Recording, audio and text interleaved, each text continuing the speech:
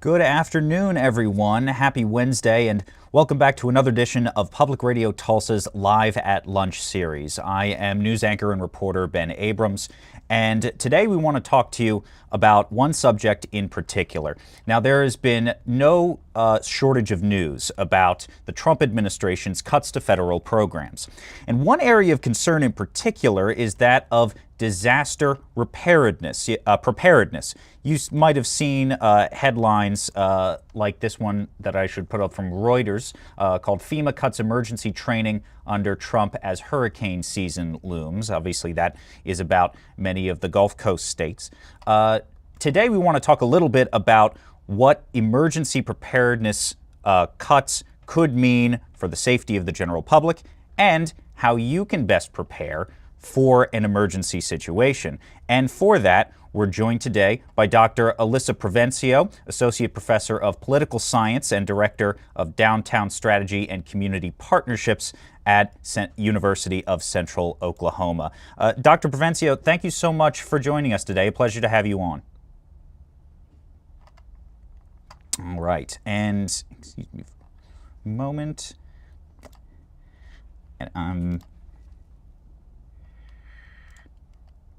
And I'm sorry, Dr. Provencio, we seem to have had a small technical difficulty on my end. Can you hear us all right? Okay. We're just going to do one quick double check to make sure that everything is in sync here.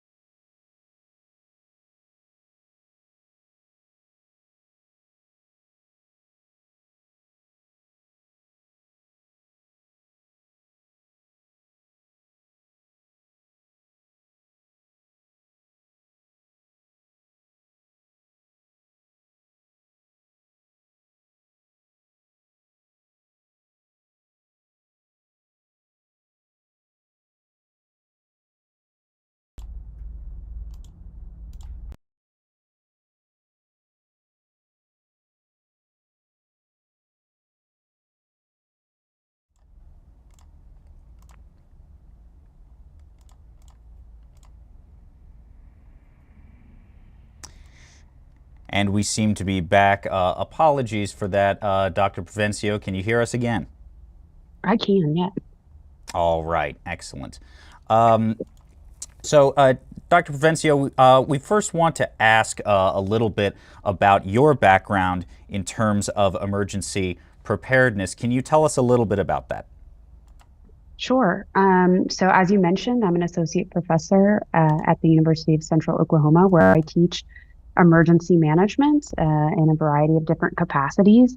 But my background is really, I got started when I went to New Orleans following Hurricane Katrina as a volunteer, and I saw what lack of preparation could potentially do to a community and to the people who live there.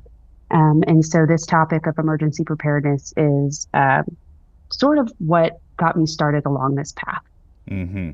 And we want to get into a little bit about the topic of the federal government's role in emergency preparedness, particularly what FEMA does, and some potential of what FEMA may not do, given some potential and already realized cuts. Can you talk a little bit about what you've been seeing at the federal level concerning emergency preparedness, and what do you think are the most important things to take note of during what has been a bit of a tumultuous time during this administration in terms of cuts to federal programs?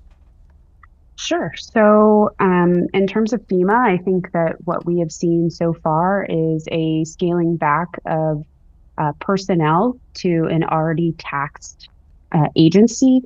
I know that they had not reached the recruitment goals even prior to the Trump administration. And so this really leaves a system underprepared to deal with what may be a very active hurricane season. Um, We also know that there have been canceling of programs like the BRIC grants, which are the Building Resilient Infrastructure and Communities grants, which is about building resilience before the storm hits. And so I can talk a little bit more about that in depth a little bit later on. We've also seen some cuts to NOAA, the National Oceanic and Atmospheric Administration, and the National Weather Service, which collects, model, and interprets data that are used for forecasting.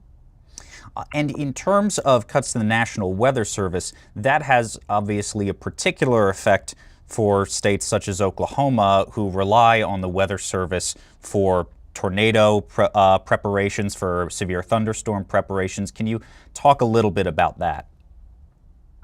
Sure. So essentially, when you have the National Weather Service collecting, modeling, and interpreting the data that I mentioned earlier, that informs whether or not we issue a watch or a warning.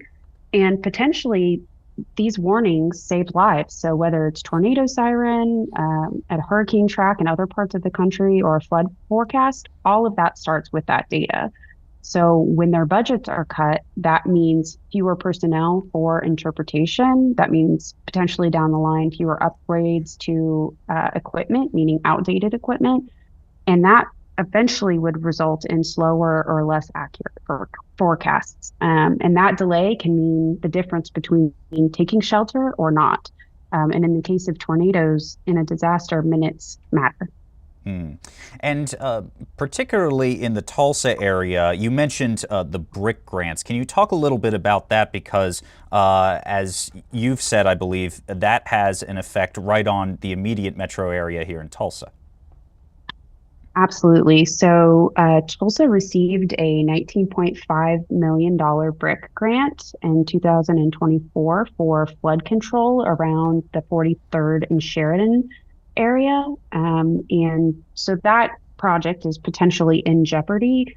The project was still in the design phase, and it's unclear whether any funds were dispersed before FEMA redirected the remaining BRIC resources. So essentially, cutting these types of grants sends a message that we're willing to rebuild, but not prevent. And that's a dangerous and expensive trade-off that could potentially cost more in the long run, especially, for smaller towns that don't have tax bases to invest in mitigation.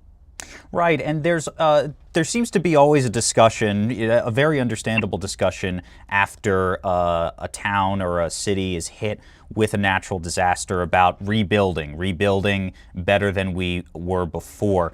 Can you talk a little bit about what it actually takes to be proactive in rebuilding, to prepare for future storms, future disasters? Sure. So, I mentioned the BRIC mitigation grants, which are an important part of sort of that strategy of prevention. We know that for every $6 spent in prevention, for every $1 spent in prevention, you save $6 in recovery. And so, with the most recent cuts to these agencies and to sort of a preparedness mindset, we're moving away from that long-term proactive resilience planning toward more short-term reactive responses. So that shift would prioritize cleanup over prevention and recovery over readiness, which ends up being more costly, both in lives and in dollars. Um,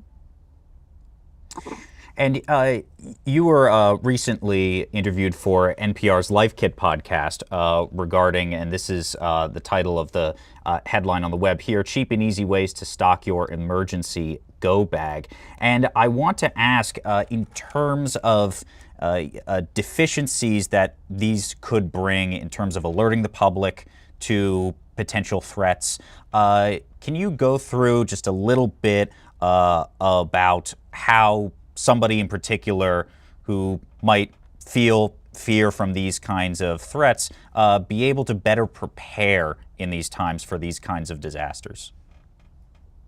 Sure. So preparedness is really about empowering yourself and those that you love. So, not only are we dealing with the government potentially scaling back their support, but we also know that disasters are becoming more intense and more frequent. And so I believe that it's more important than ever that individuals and families have a plan for things like tornadoes, which we've already talked about. But most recently, we've seen evacuations due to wildfires in the state where many people did have to leave their home within minutes.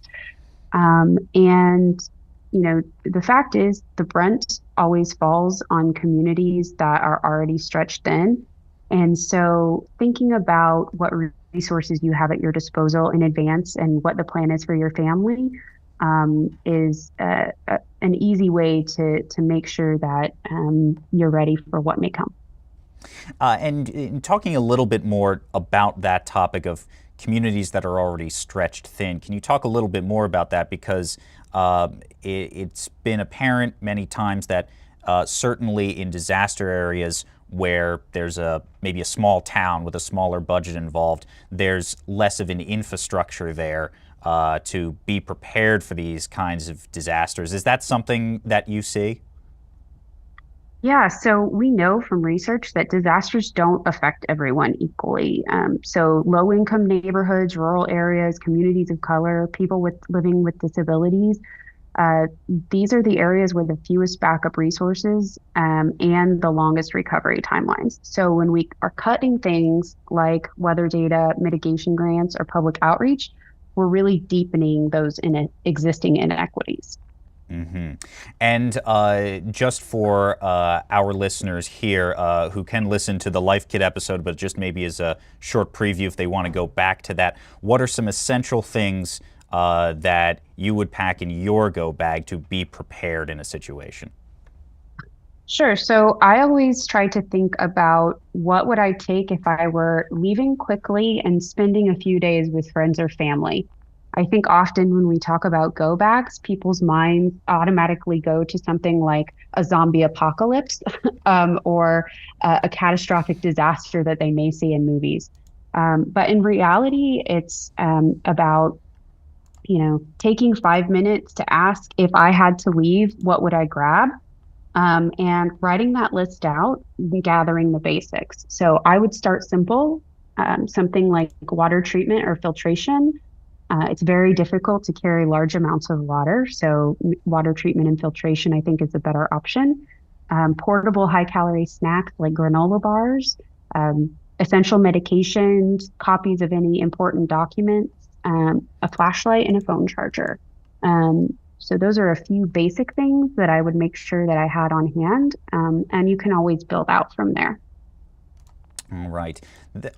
That is Dr. Alyssa Provencio. She is Associate Professor of Political Science and Director of Downtown Strategy and Community Partnerships at the University of Central Oklahoma. Dr. Provencio, thank you very much for taking some time out of your day to talk to us. We greatly appreciate it.